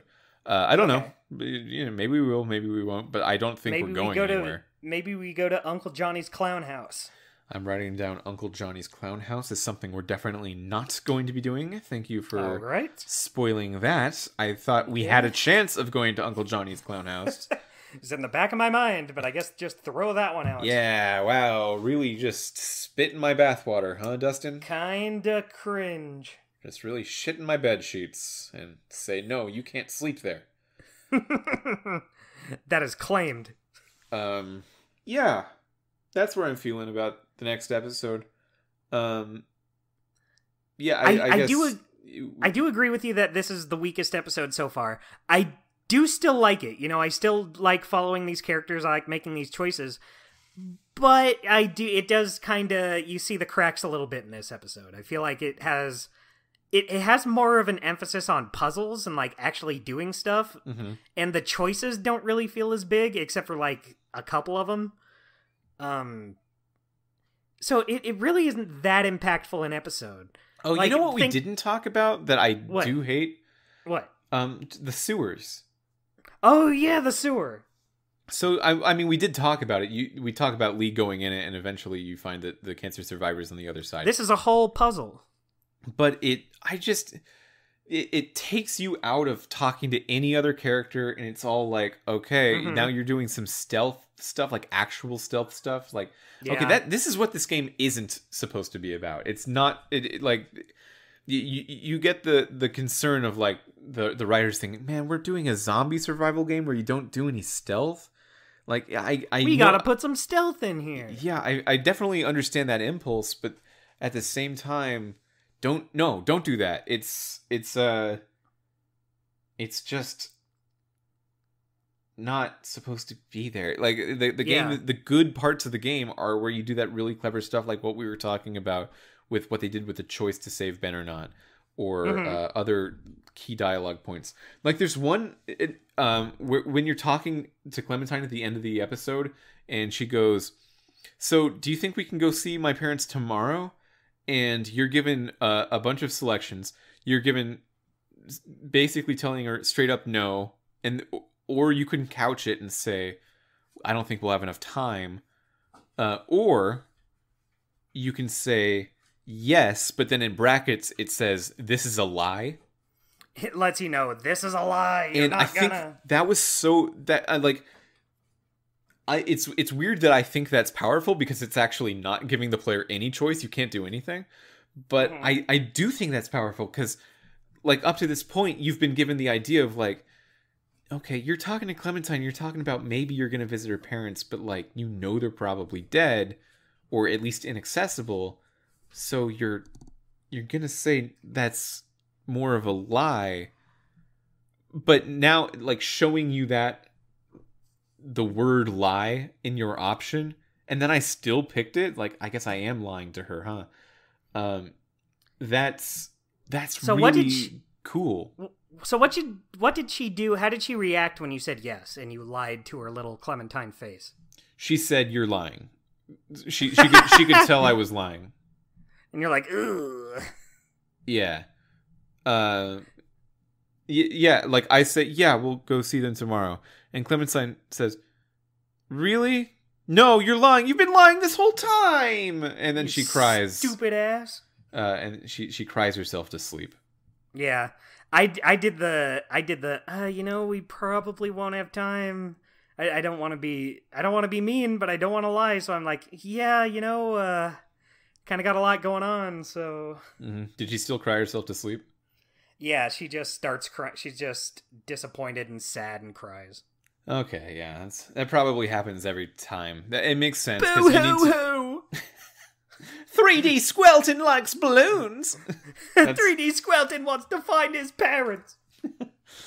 Yeah, I guess they have to get her crying so you can wake up and she's not there. I really want to see. I was leaning toward changing my tactic that I've taken the whole game with her up to this point, because up to the whole game I've said, like, yeah, sure, we can look, because that has been my actual thought. Like, if we're gonna be in Savannah, yeah, why not? We can look. But then you find out no one's even in Savannah anymore. Yeah. Up to this point, I was like, in this option, I was maybe going to say, you know, I think they're dead. And try to, like, give her the gift of some honesty for once.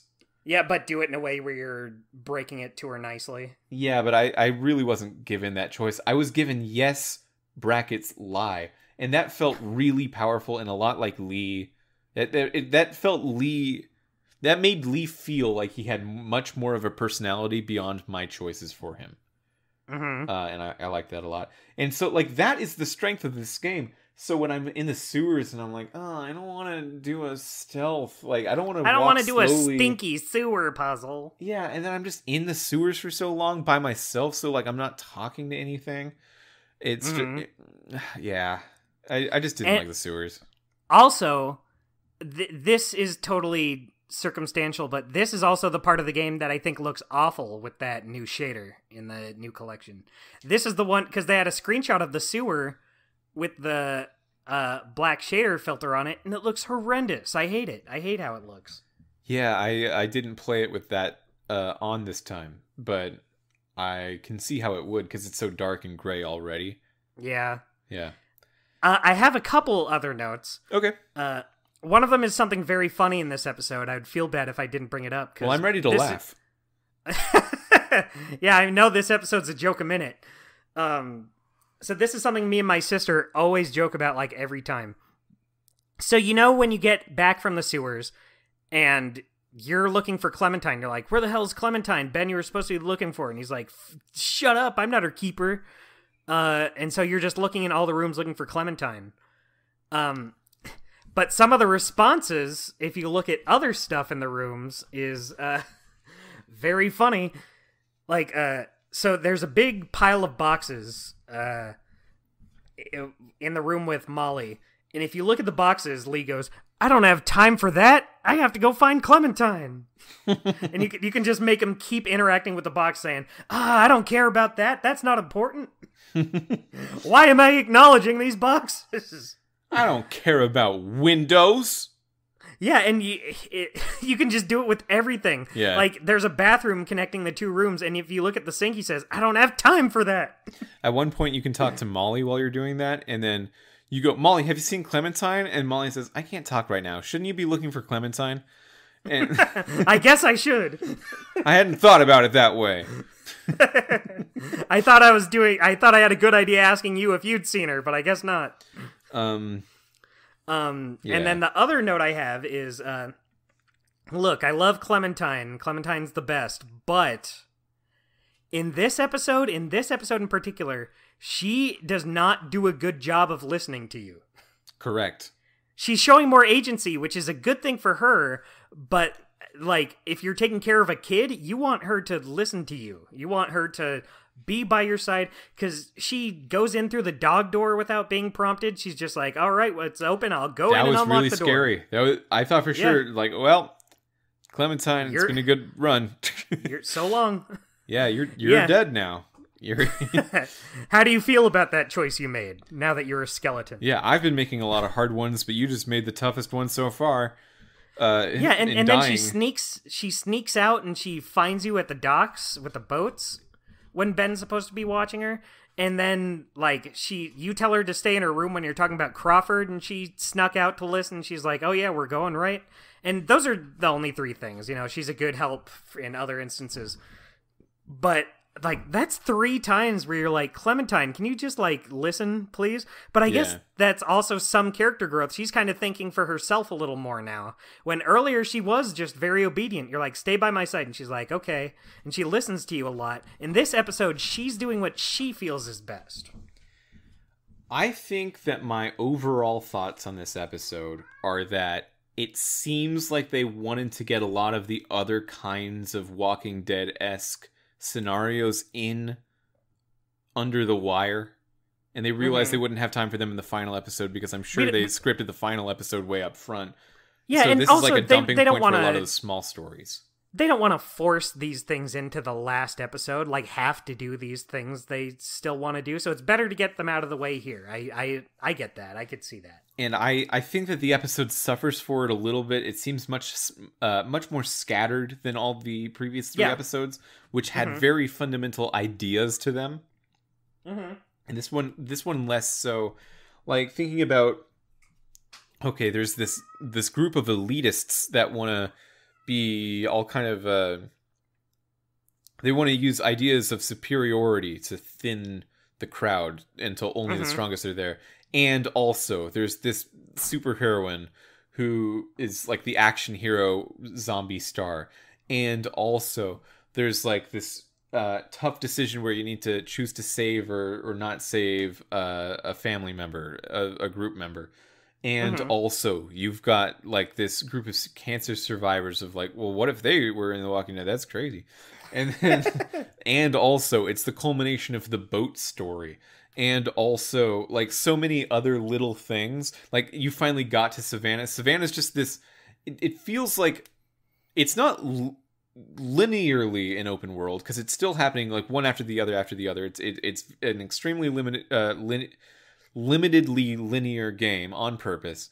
But narratively, it does feel kind of like an open world of, like, I'm doing a bunch of side quests right now. This is the side quest time. You have the whole bit about Molly and her sister and the way she makes you not trust her when you're trying to get into the garage for the battery, and she just like goes on her own and starts really beating this guy up, and you don't know why at first. Like there's so many of those little things in this that are they have ideas to them. It's not like the worst we've seen in a Telltale game so far. Yeah, and it's not even, I wouldn't even say they're particularly badly done. Like, the thing with Molly I thought was cool, finding out, like, you know, what her whole story was. But it is, like, a whole other thing you have to dedicate time to. Yeah, it definitely does feel like you joked about it, but it feels like they're priming a Molly spinoff with this episode. Which, of course, did not happen. We know with the power of retrospect, but if I was thinking at the time, I might think, okay, Walking Dead Season 2 is about Molly instead, and we're going to move to like a different cast of characters. Mm-hmm. That's what I would have thought. And maybe that does happen. I don't know. But, I mean, I'm pretty sure that is not exactly the case, if it is even a little the case. But yeah, that's how I feel about this episode. Because of its scatteredness, I think it is weaker. None of those smaller stories hit nearly as hard as the cohesive stories that you got from things like episodes 1 and 2. And even episode 3 to a slightly lesser degree, but it's still definitely there in episode 3. I definitely agree.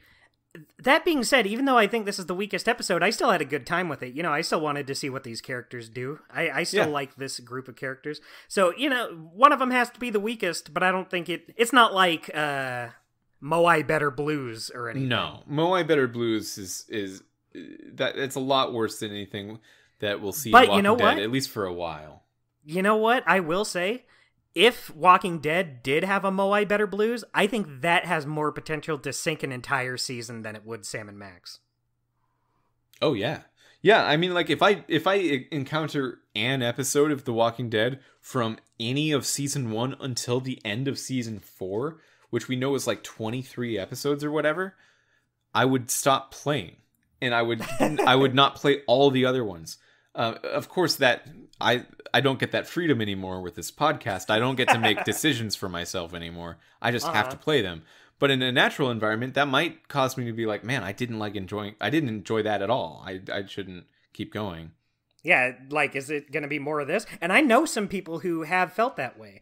Like, I have a friend who, after season 2, he was like, all right, I'm out. And, you know, that wasn't me. I liked season 2 quite a bit, but, you know, it happens. Sometimes you're just like, all right, I'm not really on board with this anymore. All right. Well, Dustin, I think we should cut into our segments. Yeah, let's choice cut into our segments. Okay, choice cut is first because you said it. My favorite choice is actually not the Ben thing, although it's close. It probably should be, but the thing I want to say is my choice cut is that little conversation with Clementine I had at the end with the yes lie option. Mm-hmm. That's my choice cut. I knew that's what you were gonna say. Yeah. You know what? I'll say Ben then, so we can just have both of them in there. Sure. I had Ben as mine, but I do really like that choice affected you so much. Yeah, it was a big one, and it wasn't even a major choice. It's like just an innocuous little dialogue choice, but it meant something to me. Mm-hmm. My golden moment, however, is sort of the larger conversation of given the first choice in the classroom of like, do you leave Ben behind or not? And you say, no, of course not. And then the choice later with Ben in the bell tower, comparing those together is my golden moment. The way that it's the same question both times, but because you have more context, it changes my answer for some reason. Mm-hmm. Yeah.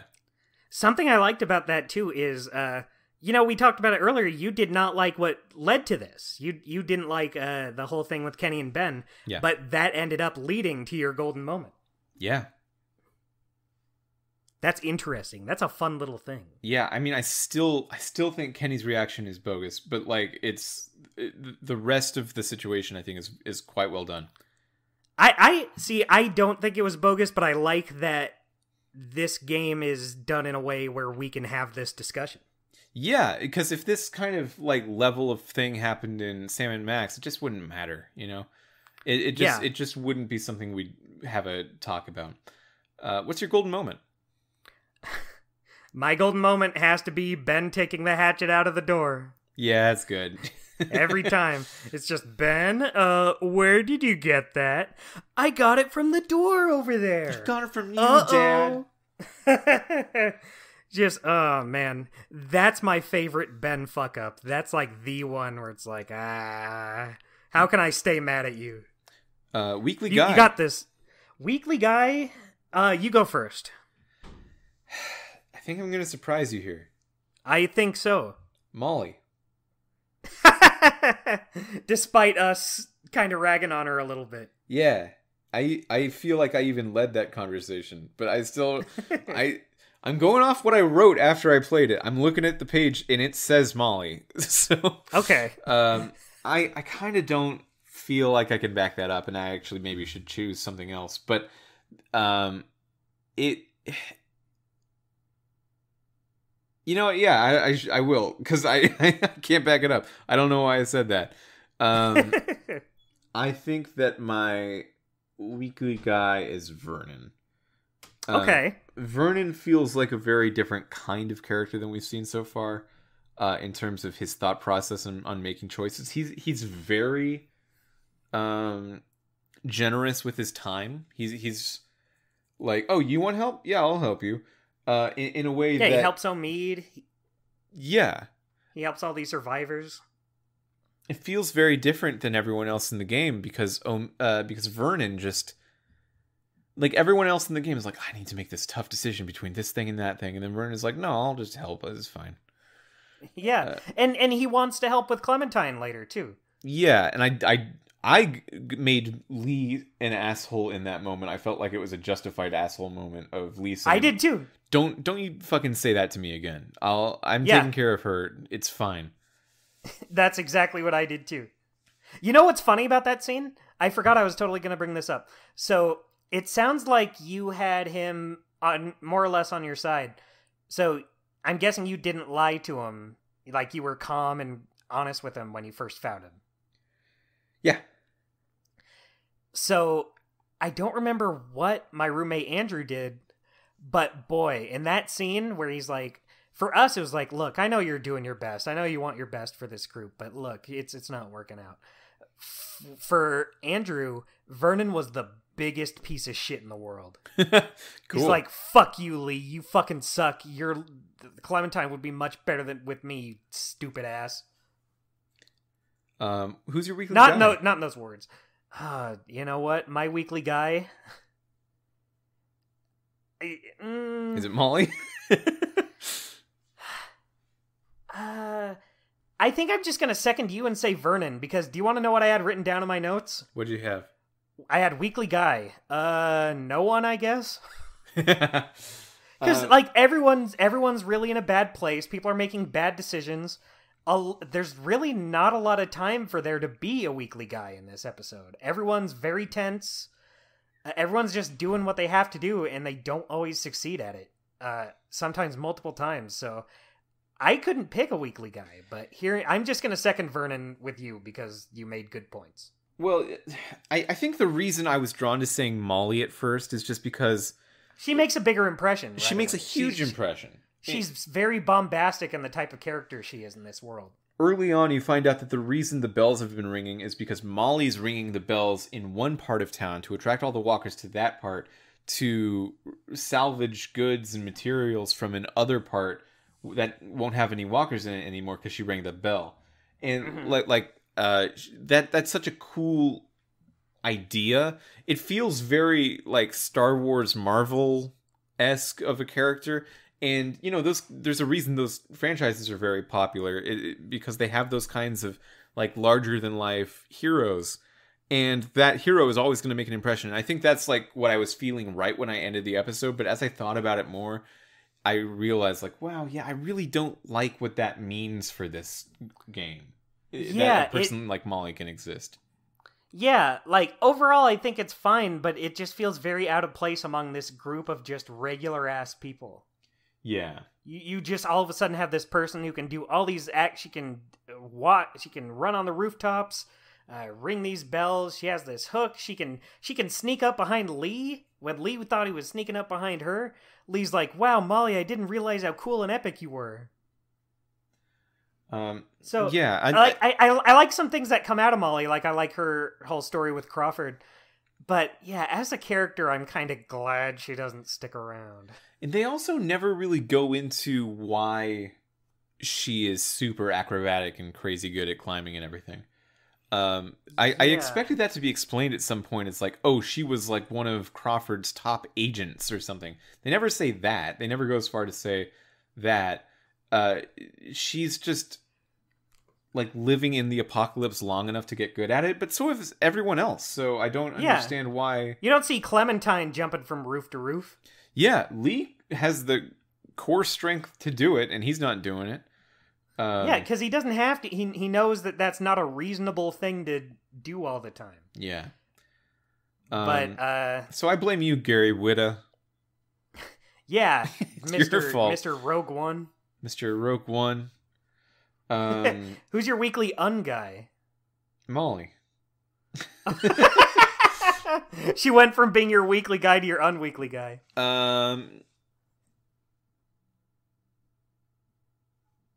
I really didn't like Ben having to tell Kenny at that time. It made me think Ben is also even dumber than I thought he was before. Yeah, Ben's definitely my unweekly guy, but in a way that I like. I like that he's just over and over. It's just, you can't do anything right, you shaggy ripoff. Yeah, it made me like the moment with Ben, and it made me feel that I should have saved Ben. But also, he still sucks. He's still like... Yeah, exactly. Yeah, just annoying to have around. He's my unweekly guy in a way where I like that he's the unweekly guy. It's entertaining that he fucks up so much, but also, like, yeah, if you were ranking everyone in this episode, he did the worst job. He gets no medal today. Maybe Bree. Yeah, Bree was mean too. I think there's like one point where if you talk to her, she kind of loosens up and she's a little nicer to you. But up until then, she's like, no, Vernon, don't go with him. No, shoot him. You can't let him leave. What are you doing? Don't put that gun down. Then she joins you and she's like, I can help, I guess. I'm going to get on that boat.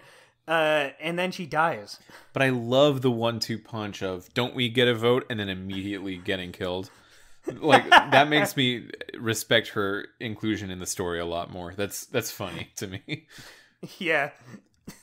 I'm glad we don't have like MCU level snark where after she goes, don't we get a vote? And then she gets ripped apart. I'm glad like Kenny didn't lean in and say, I guess that's a no. I mean, the fact that happens is already kind of some internal MCU level snark, but also it because it just happened the one time, it feels pretty good. Like, the rest of the game doesn't do that kind of thing. But sometimes, if the game's really feeling up to it, it will do that shit. It knows when to hold him and when to fold him. Yeah, when to scold him and when to bold him. Yeah. That's been our show. Dustin, I think we both agree like a 3.5 out of 10. Yeah, like it is the weakest of the season, but I still like it. I still like going through it. Listeners, that was a joke. Dustin agreed with it too fast. 3.5 out of 10 is so low. That's I'm 3. Yeah, I was thinking 3.5 out of 5. Oh. Yeah, no, it's good. It's like, it's strong. It's better than a lot of other entire series that we've played so far from Telltale. Yeah, but I think it's just when you're playing one of their best games. You know? Yeah, it makes me nervous that like through this episode, I'm kind of seeing how the rest of the series could fall in quality. I feel that. And here's the thing. I've played Season 2 a lot, so I know how that goes. I only played Season 3 once, and I don't remember, like, any of it. But I'm looking forward to replaying them and seeing where it goes. I bet there's going to be zombies in it. Oh, wait, we didn't talk about the word zombie. Yes. We have to. The kid in the attic is labeled zombie. So if you put your cursor on him, it says, look at zombie, not Walker. Just for that one part. That's not even what I thought we were going to talk about. What are you going to talk about? That's crazy. I thought we were going to talk about how Molly calls them geeks. Oh, no, that's just lame. I wasn't going to get into that. In my notes, I have Molly calls them geeks. Just call them zombies. Just call them zombies in all caps. Yeah, and they even have a conversation. Like Lee says, you call them geeks? And she goes, yeah, what do you call them? And Lee's like, we call them walkers. And then Molly's like, yeah, that makes sense. They do walk. They do walk, and they're not that geeky. But the kid in the attic is labeled zombie, and it's like I think it might be the one time the word zombie has actually appeared in the game. Yeah. Geez, that. How did I let that slide by? I didn't even notice. One time. It's just the UI. It's not even a character dialogue. It's just in the UI. I guess that's why I didn't notice, because I was looking at the button prompts, like look at, shoot, smash. I didn't even look in the bottom left where it says zombie. Well, it is in the button prompts. That's where it shows up. It's look at zombie, or yeah. So on my collection, it says what it is you're interacting with in the bottom left corner of the screen, and then I think for the buttons, it's just like look at, bash, shoot. I think it still does that, but it at some... Okay. I don't exactly remember how... Now you're making me second guess it, but I know it said look at zombie at some part. About crazy. The kid in the attic. And they don't just call them zombies. They don't just call them zombies. So it's so strange that it just pops up one time. I bet that was placeholder text early in early in development. They're just like drawing the schematics of how everything interacts in the episode, and they're saying like, okay, so you'll be able to look at the zombie, and then so they're just writing it down, and then they didn't catch that it's not called a zombie. Ooh, whoops. Yeah, so that's interesting. That's so funny. That's been our show. Yeah. This has been a long one. We had a lot to talk about. Although all of these episodes have been longer than our past episodes. I was going to say this actually might be one of the shorter Walking Dead ones we've done so far. Wow. Yeah. Sorry. Sorry, everyone. You missed out on our Crawford commentary. Where can people find you, Dustin? People can find me online on Twitter and Instagram at AmazingDJDustin. Mitch, you've told me once or twice, but where can the nice people find you?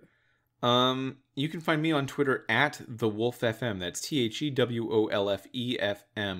By the way, just something I wanted to throw in here right at the end of the episode. Neither of us are pretending that this podcast goes out to that many people, but I do see the numbers, and there are some people that are affected by it. What they actually also show me in the data I received from this episode is what countries people who listen to the show are from. Whoa. And most of it's what you expect: United States, Canada, and England, because we're an English speaking podcast. There has consistently, for the last 1 or 2 months, been one ping from Ukraine. And I bet it, like Occam's razor, what it most likely is either someone from somewhere else using a VPN to put their location in Ukraine, or just a bot that happens to be running out of Ukraine. But if there is actually a person, and I don't know if this is true or not, if there is actually a listener of this podcast in Ukraine who's going through everything that's happening in Ukraine right now and also listening to this podcast, I just wanted to say that we see your ping, I don't know if that amounts for much, but we see that you're out there, and I know that you're having probably a really rough time right now, given everything that's going on. So I just wanted to say that, and also if you wanted to reach out, you can, and let us know if we can do anything, but also we're just your Telltale podcast, and we promise to continue to be that for you if that's what you use us for. Yeah. Unless you're probably a bot or someone using a VPN. But if you're not, we see you. Yeah, thank you. Yeah. With that said, we'll see you next time. Catch you on the flip side.